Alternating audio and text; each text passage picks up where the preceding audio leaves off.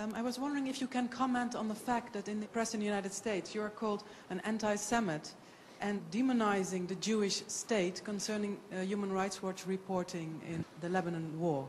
Human Rights Watch's fairly extensive reporting during the war, reporting that I should say focused both on Hezbollah's indiscriminate attacks into Israel and on Israel's indiscriminate bombardment in Lebanon, was met by some reflexive defenders of Israel, not with rational discourse, not with a discussion of the facts, but with name-calling, including accusations of anti-Semitism, of blood libel, of this or that.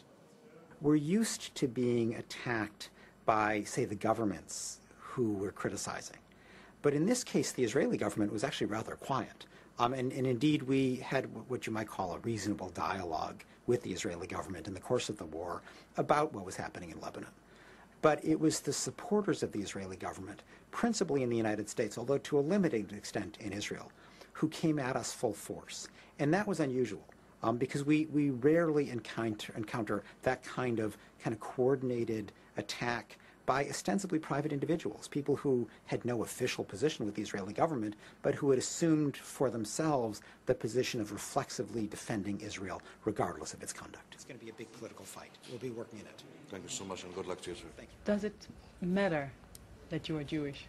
I think in the course of the debate over the Lebanon war, it was significant because it was harder for the reflexive defenders of Israel to simply dismiss me as being anti-Semitic. It just didn't have any credibility. My father fled the Nazi Holocaust.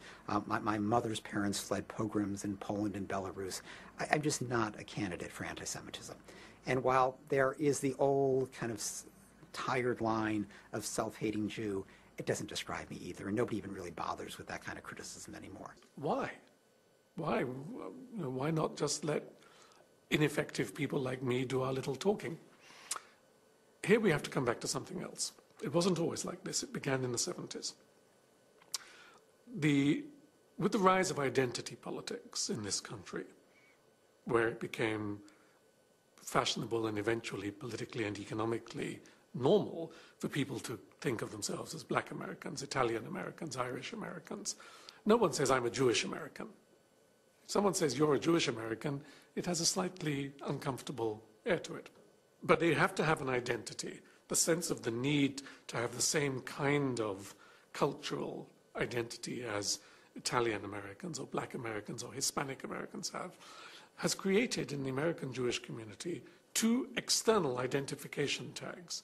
One is Israel, and the other is Auschwitz. So to speak, one in space and one in time.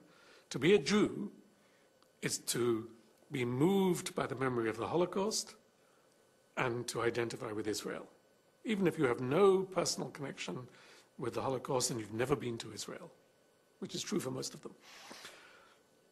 The result is that they are extraordinarily sensitive, politically and personally. It's not an invented political thing. People feel this, to any suggestion that there is criticism of Israel or forgetting of the Holocaust, because it touches the core identity of American Jews.